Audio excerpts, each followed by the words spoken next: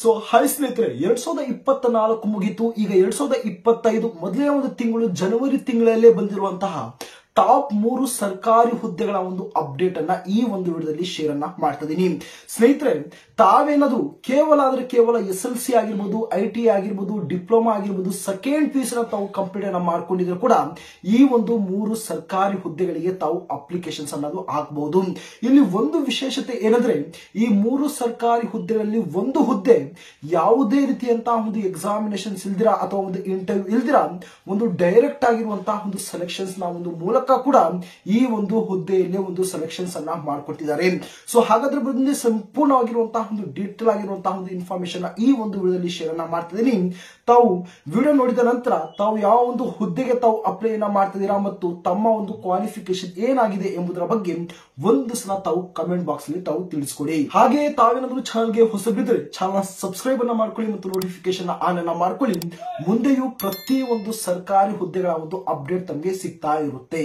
ಸ್ನೇಹಿತರೆ, ತಾವು ಇಲ್ಲಿ ಸ್ಕ್ರೀನ್ ಮೇಲೆ ತಾವು ಅಬ್ಸರ್ವ್ ಅನ್ನ ಮಾಡಬಹುದು. ಒಂದೊಂದೇ ವೇಕೆನ್ಸಿಗಳ ಒಂದು ಸಂಪೂರ್ಣವಾಗಿರುವಂತಹ ಒಂದು ಡೀಟೇಲ್ಸ್ ಅನ್ನ ಕೊಡ್ತಾ ಇದ್ದೀನಿ. ಪ್ರತಿಯೊಬ್ಬರು ವಿಡಿಯೋ ಸ್ಕಿಪ್ ಅನ್ನ ಮಾಡದೆ ಪ್ರತಿ ಒಂದು ಸರ್ಕಾರಿ ಹುದ್ದೆಗಳ ಒಂದು ಇನ್ಫಾರ್ಮೇಶನ್ ತಾವು ಪಡ್ಕೊಂಡು ತಾವು ಇದೇ ತಿಂಗಳಲ್ಲಿ ತಾವು ಅಪ್ಲಿಕೇಶನ್ಸ್ ಅನ್ನ ತಾವು ಹಾಕಿ.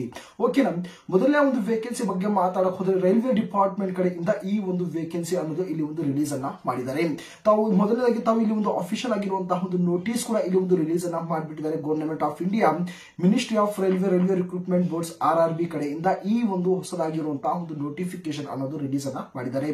Recruitment of the various post of level 1 7th CPC pay matrix ನಲ್ಲಿ ಈ ಒಂದು ವೇಕೆನ್ಸಿ ಅನ್ನೋದು ಇಲ್ಲಿಂದ ತಾವು ರಿಲೀಸ್ ಅನ್ನ ಮಾಡಿದ್ದಾರೆ. ಮೊದಲನೇದಾಗಿ ಇಲ್ಲಿ ನೋಡಬಹುದು ಟೋಟಲ್ ನಂಬರ್ ಆಫ್ ವೇಕೆನ್ಸಿಗಳ ಬಗ್ಗೆ ಮಾತಾಡಕ್ ಹೋದ್ರೆ ಈ ಬಾರಿ ಈ ಒಂದು RRB ಅಥವಾ ಒಂದು ರೈಲ್ವೆ ಡಿಪಾರ್ಟ್ಮೆಂಟ್ ಕಡೆಯಿಂದ ಸುಮಾರು 32,000 ಒಂದು ವೇಕೆನ್ಸಿಗಳ ಅನ್ನೋದು ಇಲ್ಲಿ ಒಂದು ರಿಲೀಸ್ ಅನ್ನ ಮಾಡಿದ್ದಾರೆ. ಓಕೆನಾ? ಒಂದು ಬಂಪರ್ ಆಗಿರುವಂತಹ ಒಂದು ಅವಕಾಶ ನಮ್ಮ ಒಂದು ಕರ್ನಾಟಕದಿಂದ ಮೇಲ್ ಮತ್ತು ಫಿಮೇಲ್ ಪ್ರತಿಯೊಬ್ಬರು ಈ ಒಂದು ವೇಕೆನ್ಸಿಗಳಿಗೆ ತಾವು ಅಪ್ಲೈ ಅನ್ನ ಮಾಡಬಹುದು. ಇಲ್ಲಿ ಒಂದು ಕ್ವಾಲಿಫಿಕೇಶನ್ಸ್ ಬಗ್ಗೆ ಮಾತಾಡಕ್ ಹೋದ್ರೆ ಕೆಲವೊಂದು ಪೋಸ್ಟ್ ಗೆ 10th ಅನ್ನೋದು ಇಲ್ಲಿ ಒಂದು ಮೆನ್ಷನ್ ಮಾಡಿದ್ದಾರೆ. ಇನ್ನು ಕೆಲವೊಂದು ಪೋಸ್ಟ್ ಗಳಿಗೆ ITI ಅನ್ನೋದು ಇಲ್ಲಿ ಒಂದು ಕ್ವಾಲಿಫಿಕೇಶನ್ ಅನ್ನೋದು ಇಲ್ಲಿ ಒಂದು ರಿಲೀಸ್ ಅನ್ನ ಮಾಡಿದ್ದಾರೆ.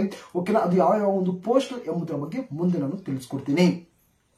ಇದರ ಬಹಳ ಒಂದು ಇಂಪಾರ್ಟೆಂಟ್ ಆಗಿ ಏಜ್ ಲಿಮಿಟ್ ಬಗ್ಗೆ ಮಾತಾಡಕ್ ಹೋದ್ರೆ ನಿಮ್ಮ ಒಂದು ಏಜ್ ಅನ್ನ 1/7/2025 ಒಂದು ಕೌಂಟ್ ಅನ್ನ ಮಾಡಿದಾಗ ಮಿನಿಮಮ್ ಆಗಿರುವಂತಹ ಒಂದು ಏಜ್ 18 ವರ್ಷ ಆಗಿರುತ್ತೆ ಮತ್ತು ಮ್ಯಾಕ್ಸಿಮಮ್ ಆಗಿರುವಂತಹ ಒಂದು ಏಜ್ 36 ವರ್ಷ ಇಲ್ಲಿ ಒಂದು ತಾವು ಏಜ್ ಅನ್ನ ಆಗಿರಬೇಕು. ಓಕೆನಾ? Age relaxation SC ST OBC ನ ಒಂದು ಕ್ಯಾಂಡಿಡೇಟ್ ಗಳಿಗೆ ಆಸ್ ಪರ್ ಒಂದು RRB ನ ಒಂದು ಗೈಡ್ ಲೈನ್ಸ್ ರೂಲ್ಸ್ ನ ಒಂದು ಪ್ರಕಾರ ಒಂದು ಏಜ್ ಲಿಮಿಟ್ ಅನ್ನೋದು ಇಲ್ಲಿನ ಏಜ್ ರಿಲ್ಯಾಕ್ಸೇಷನ್ ಅನ್ನೋದು ಕೊಟ್ಟಿರ್ತಾರೆ.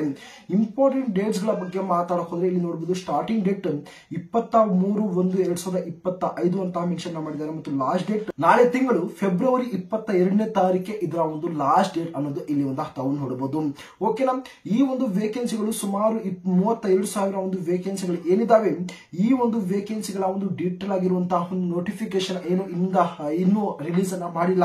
ಇದರ ಒಂದು ಅಫಿಷಿಯಲ್ ಆಗಿರುವಂತಹ ಒಂದು ನೋಟಿಸ್ ಅನ್ನೋದು ಇಲ್ಲಿಂದ ತಾವು ನೋಡಬಹುದು. ಓಕೆನಾ? ನಾವು ಇಷ್ಟು ಒಂದು ವೇಕೆನ್ಸಿಗಳನ್ನ ರಿಲೀಸ್ ಅನ್ನ ಮಾಡ್ತೀವಿ. ಇದರ ಒಂದು ಸ್ಯಾಲರಿ ಸಹ ತಾವು ನೋಡಬಹುದು 18,000 ಅಂತ ಒಂದು ಮೆನ್ಷನ್ ಮಾಡಿದ್ದಾರೆ. ಒಂದು ಸ್ಟಾರ್ಟಿಂಗ್ ಬೇಸಿಕ್ ಆಗಿರುವಂತಹ ಒಂದು ಸ್ಯಾಲರಿ. ನಂತರ ತಾವು ಹೀಗೆ ತಾವು ಅಬ್ಸರ್ವ್ ಅನ್ನ ಮಾಡಿದಾಗ ನೋಡಬಹುದು ಅಹಮದಾಬಾದ್ ಆಗಿರ್ಬೋದು, ಅಜ್ಮೀರ್ ಆಗಿರ್ಬೋದು, ಬ್ಯಾಂಗ್ಳೂರ್ ಆಗಿರ್ಬೋದು, ಭೋಪಾಲ್ ಆಗಿರ್ಬೋದು, ಈ ರೀತಿಯಾಗಿರುವಂತಹ ಒಂದು ಸಿಟೀಸ್ ನಲ್ಲಿ ಎಸ್ಪೆಷಲಿ ಈ ಒಂದು ವೇಕೆನ್ಸಿಗಳು ಅನ್ನೋದು ಇಲ್ಲಿಂದ ತಾವು ನೋಡಬಹುದು. ಓಕೆನಾ?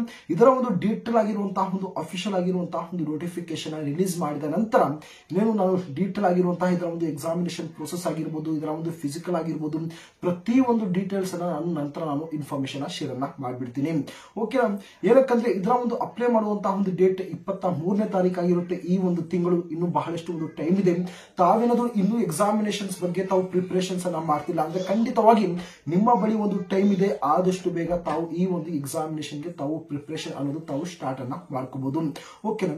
ಇದು ಒಂದು ಮೊದಲನೇ ಒಂದು ವೇಕೆನ್ಸಿಯ ಬಗ್ಗೆ ಡೀಟೇಲ್ಸ್. ಆದ್ರೆ ನಂತರ ಇಂಡಿಯನ್ ಆರ್ಮಿ ಕಡೆಯಿಂದ ತಾವು ನೋಡಬಹುದು ಇಂಡಿಯನ್ ಏರ್ ಫೋರ್ಸ್ ಕಡೆಯಿಂದ ಈ ಒಂದು ವೇಕೆನ್ಸಿ ಅನ್ನೋದು ರಿಲೀಸ್ ಅನ್ನ ಮಾಡಿದ್ದಾರೆ.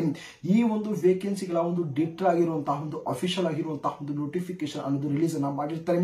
ಕ್ವಾಲಿಫಿಕೇಶನ್ ಬಗ್ಗೆ ಮಾತಾಡಕ್ ಹೋದ್ರೆ candidate should possess intermediate. Okay, 12th ಅನ್ನ ಕಂಪ್ಲೀಟ್ ಅನ್ನ ಮಾಡ್ಕೊಂಡಿದ್ರೆ ಅಥವಾ ಒಂದು ಡಿಪ್ಲೊಮಾ ಸಹ ತಾವು ಕಂಪ್ಲೀಟ್ ಅನ್ನ ಮಾಡ್ಕೊಂಡಿದ್ರೆ ಈ ಒಂದು ವೇಕೆನ್ಸಿಗಳಿಗೆ ತಾವು ಅಪ್ಲೈ ಅನ್ನ ಮಾಡಿ.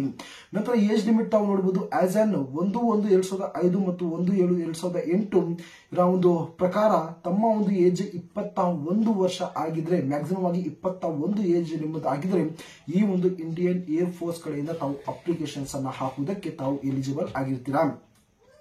ಎಕ್ಸಾಮ್ ಫೀಸ್ ಅನ್ನ ತಾವು ಅಬ್ಸರ್ವ್ ಮಾಡಬಹುದು. 550 ರೂಪಾಯಿ ಪ್ಲಸ್ GST ಅಂತ ಒಂದು ಮೆನ್ಷನ್ ಮಾಡಿದ್ದಾರೆ ಪ್ರತಿಯೊಬ್ಬರಿಗೂ. ನಿಮ್ಮ ಒಂದು ಈ ಒಂದು ಎಕ್ಸಾಮ್ ಫೀಸ್ ಅನ್ನ ತಾವು ಆನ್ಲೈನ್ ಬ್ಯಾಂಕಿಂಗ್ ಮುಖಾಂತರ ಡೆಬಿಟ್ ಕಾರ್ಡ್ ಆಗಿರ್ಬೋದು, ಕ್ರೆಡಿಟ್ ಕಾರ್ಡ್ ಆಗಿರ್ಬೋದು, ಇಂಟರ್ನೆಟ್ ಬ್ಯಾಂಕಿಂಗ್ ಅನ್ನ ತಾವು ಬಳಸಿಕೊಂಡು ತಾವು ಎಕ್ಸಾಮ್ ಫೀಸ್ ಅನ್ನ ತಾವು ಇಲ್ಲಿಂದ ತಾವು ಪೇ ಅನ್ನ ಮಾಡಬಹುದು. ಇಂಪಾರ್ಟೆಂಟ್ ಡೇಟ್ಸ್ ಗಳ ಬಗ್ಗೆ ಮಾತಾಡೋಕೆ ಹೋದ್ರೆ ಸ್ಟಾರ್ಟಿಂಗ್ ಡೇಟ್ 7/1/2025 ಇದೇ ಒಂದು ತಿಂಗಳಲ್ಲಿ ಇದರ ಒಂದು ನೋಟಿಫಿಕೇಶನ್ ತಾವು ಅಪ್ಲೈ ಅನ್ನ ಮಾಡಬಹುದು. ನಂತರ ಲಾಸ್ಟ್ ಡೇಟ್ ಇದೇ ತಿಂಗಳು 21/1/2025 ಇದರ ಒಂದು ಲಾಸ್ಟ್ ಡೇಟ್ ಅನ್ನೋದು ಇರುತ್ತೆ. ಎಕ್ಸಾಮ್ ಡೇಟ್ ಬಗ್ಗೆ ಮಾತಾಡೋದು 22/3/2025 ಮಾರ್ಚ್ ತಿಂಗಳಲ್ಲಿ ಇದರ ಒಂದು ಡೀಟೇಲ್ ಆಗಿರುವಂತಹ ಒಂದು ಎಕ್ಸಾಮಿನೇಷನ್ಸ್ ನ ಒಂದು ಏನೋ ಎಕ್ಸಾಮ್ಸ್ ಅನ್ನ ಇಲ್ಲಿಂದ ನಡೆಸಿಕೊಡ್ತಾರೆ.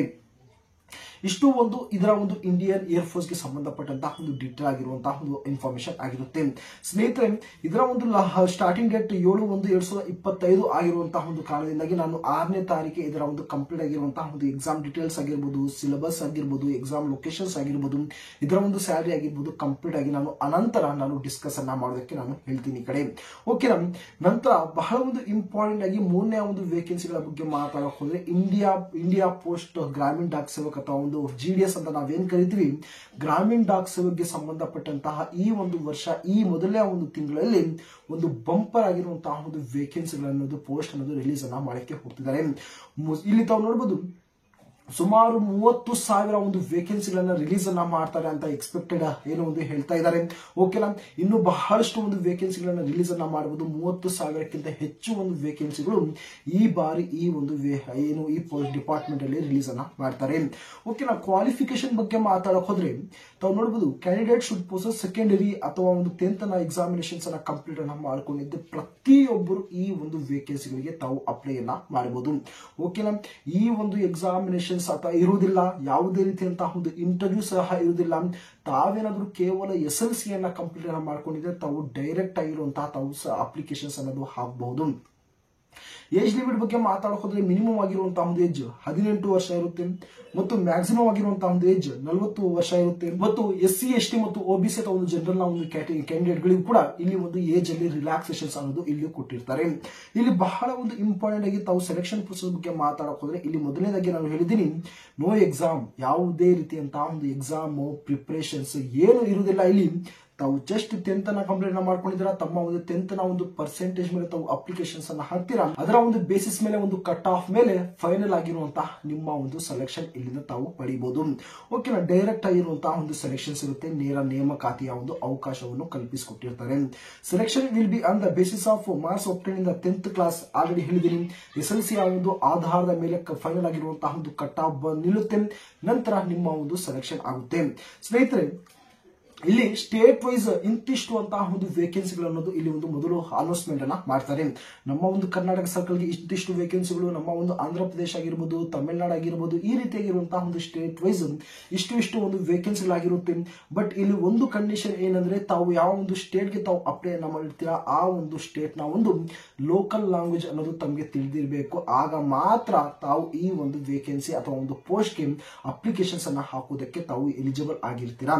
ಓಕೆನಾ, ಇಷ್ಟು ಒಂದು ಬೇಸಿಕ್ ಆಗಿರುವಂತಹ ಒಂದು ಡೀಟೇಲ್ಸ್ ಆದ್ರೆ ಈ ಒಂದು ವೇಕೆನ್ಸಿಗಳ ಒಂದು ಇಂಪಾರ್ಟೆಂಟ್ ಡೇಟ್ಸ್ ಬಗ್ಗೆ ಮಾತಾಡೋದ್ರೆ ಸ್ಟಾರ್ಟಿಂಗ್ ಡೇಟ್ ಇದೇ ತಿಂಗಳು ಲಾಸ್ಟ್ ವೀಕ್ ನಲ್ಲೇ ಇದರ ಒಂದು ಡೀಟೇಲ್ ಆಗಿರುವಂತಹ ಒಂದು ಅಫಿಷಿಯಲ್ ಆಗಿರುವಂತಹ ಒಂದು ನೋಟಿಫಿಕೇಶನ್ ಅನ್ನೋದು ರಿಲೀಸ್ ಅನ್ನ ಮಾಡಿಬಿಡ್ತಾರೆ. ಓಕೆನಾ, ನಾನು ಆ ಒಂದು ಟೈಮ್ ನಲ್ಲಿ ನಾನು ಅಪ್ಡೇಟ್ ಅನ್ನ ಕೊಡ್ಬಿಡ್ತೀನಿ, ಯಾವ ರೀತಿ ಅಪ್ಲೈ ಅನ್ನ ಮಾಡಬಹುದು, ಯಾವ ರೀತಿ ಏನು ತಮ್ಮ ಒಂದು ರಿಸಲ್ಟ್ಸ್ ಅನ್ನ ತಾವು ಚೆಕ್ಔಟ್ ಅನ್ನ ಮಾಡೋದು, ಯಾವ ರೀತಿ ನಿಮ್ಮ ಒಂದು ಡಾಕ್ಯುಮೆಂಟ್ ವೆರಿಫಿಕೇಶನ್ ನಡೆಯುತ್ತೆ ಏನು ಎಂಬುದರ ಬಗ್ಗೆ ಸಂಪೂರ್ಣವಾಗಿರುವಂತಹ ಒಂದು ಬ್ಯಾಕ್ ಟು ಬ್ಯಾಕ್ ಆಗಿರುವಂತಹ ಒಂದು ಅಪ್ಡೇಟ್ಸ್ ಅನ್ನು ನಾನು ಶೇರ್ ಅನ್ನ ಮಾಡ್ತಾ ಇರ್ತೀನಿ. ಇದರ ಒಂದು ಲಾಸ್ಟ್ ಡೇಟ್ ಬಗ್ಗೆ ಮಾತಾಡಕ್ ಹೋದ್ರೆ ನಾಳೆ ತಿಂಗಳು ಫೆಬ್ರವರಿ ಏನು ಒಂದು 3rd ವೀಕ್ ನಲ್ಲಿ 3ನೇ ಒಂದು ವಾರದಲ್ಲಿ ಇದರ ಒಂದು ಲಾಸ್ಟ್ ಡೇಟ್ ಅನ್ನೋದು ಒಂದು ಏನು ಒಂದು ಕ್ಲೋಸ್ ಅನ್ನ ಮಾಡ್ತಾರೆ. ಸೊ ಪ್ರತಿಯೊಬ್ಬರು SLC ಅನ್ನ ಕಂಪ್ಲೀಟ್ ಅನ್ನ ಮಾಡ್ಕೊಂಡಿರುವಂತಹ ಒಂದು ಕ್ಯಾಂಡಿಡೇಟ್ಗಳು ತಮ್ಮದು SLC ನಲ್ಲಿ 60, 70, 80% ಇದ್ರೂ ಕೂಡ ತಾವು ಈ ಒಂದು ವೇಕೆನ್ಸಿಗಳಿಗೆ ತಾವು ಅಪ್ಲೈ ಅನ್ನ ಮಾಡಿ. ಜನರಲ್ OBC ನ ಒಂದು ಕ್ಯಾಂಡಿಡೇಟ್ಗಳಿಗೆ ಕೇವಲ ₹100 ಒಂದು ಅಪ್ಲಿಕೇಶನ್ ಫೀಸ್ ಇರುತ್ತೆ. SC ST ನ ಒಂದು ಕ್ಯಾಂಡಿಡೇಟ್ಗಳಿಗೆ ₹1 ಕೂಡ ಇಲ್ಲಿ ಒಂದು ಅಪ್ಲಿಕೇಶನ್ ಫೀಸ್ ಅನ್ನೋದು ಎಕ್ಸಾಮಿನೇಷನ್ ಫೀಸ್ ಅನ್ನೋದು ಇರುವುದಿಲ್ಲ. ಸೊ ಒಂದು ಒಳ್ಳೆಯ ಒಂದು ಅವಕಾಶ, ಕೇವಲ ಒಂದು SLC ಒಂದು ಆಧಾರದ ಮೇಲೆ ಒಂದು ಜಾಬ್ ಅನ್ನ ಕೊಡ್ತಿದ್ದಾರೆ ಅಂದ್ರೆ ಪ್ರತಿಯೊಬ್ಬರು ಮಿಸ್ ಅನ್ನ ಮಾಡದಿರ ಈ ಒಂದು ವೇಕೆನ್ಸಿಗಳಿಗೆ ತಾವು ಅಪ್ಲೈ ಅನ್ನ ಮಾಡಿ. ಇಷ್ಟು ಸ್ನೇಹಿತರೆ ಈ ಒಂದು 3 ಹುದ್ದೆಗಳಿಗೆ ಸಂಬಂಧಪಟ್ಟಂತಹ ಒಂದು ಡೀಟೇಲ್ ಆಗಿರುವಂತಹ ಒಂದು ಇನ್ಫಾರ್ಮೇಶನ್ ಆಗಿರುತ್ತೆ. ಸೊ ಫೈನಲಿ ತಾವು ಯಾವ ಒಂದು ಹುದ್ದೆಗೆ ತಾವು ಈ ಬಾರಿ ಅಪ್ಲೈ ಅನ್ನ ಮಾಡ್ತೀವಿ ಮತ್ತು ತಮ್ಮ ಒಂದು ಕ್ವಾಲಿಫಿಕೇಶನ್ ಏನು ಎಂಬುದರ ಬಗ್ಗೆ ಒಂದು ಸಲ ತಾವು ಕಮೆಂಟ್ ಬಾಕ್ಸ್ ಅಲ್ಲಿ ತಾವು ತಿಳಿಸ್ಕೊಡಿ. ಮತ್ತು ಈ ಒಂದು ಎರಡು ವೇಕೆನ್ಸಿಗಳ ಒಂದು ನೋಟಿಫಿಕೇಶನ್ ಅಥವಾ ಒಂದು ಡೀಟೇಲ್ ಆಗಿರುವಂತಹ ಒಂದು ನೋಟಿಸ್ ಮತ್ತು ನೋಟಿಫಿಕೇಶನ್ ನ ಟೆಲಿಗ್ರಾಮ್ ಗ್ರೂಪ್ ನಲ್ಲಿ ಶೇರ್ ಮಾಡಿರ್ತೀನಿ. ಆ ಒಂದು ಟೆಲಿಗ್ರಾಮ್ ಗ್ರೂಪ್ ನ ಒಂದು ಲಿಂಕ್ ಅನ್ನ ಡಿಸ್ಕ್ರಿಪ್ಷನ್ ಅಲ್ಲಿ ತಮಗೆ ಸಿಗುತ್ತೆ. ಸೊ ಅಲ್ಲಿಂದ ತಾವು ಹೋಗಿ ತಾವು ಡೌನ್ಲೋಡ್ ಅನ್ನ ಮಾಡಿಕೊಂಡು ಒಂದು ಸಲ ತಾವು ಚೆಕ್ಔಟ್ ಅನ್ನ ಮಾಡಿ. ಓಕೆನಾ. ಸೊ ಇದೇ ರೀತಿಯಾದಂತಹ ಒಂದು ಇಂಟ್ರೆಸ್ಟೆಡ್ ಆಗಿರುವಂತಹ ಪ್ರತಿಯೊಂದು ಗವರ್ನಮೆಂಟ್ ಜಾಬ್ ನ ಒಂದು ಅಪ್ಡೇಟ್ ಗಳಿಗಾಗಿ ತಾವು ಚಾನಲ್ ಸಬ್ಸ್ಕ್ರೈಬ್ ಅನ್ನ ಮಾಡ್ಕೊಳ್ಳಿ ಮತ್ತು ನೋಟಿಫಿಕೇಶನ್ ಆನ್ ಅನ್ನ ಮಾಡ್ಕೊಳ್ಳಿ.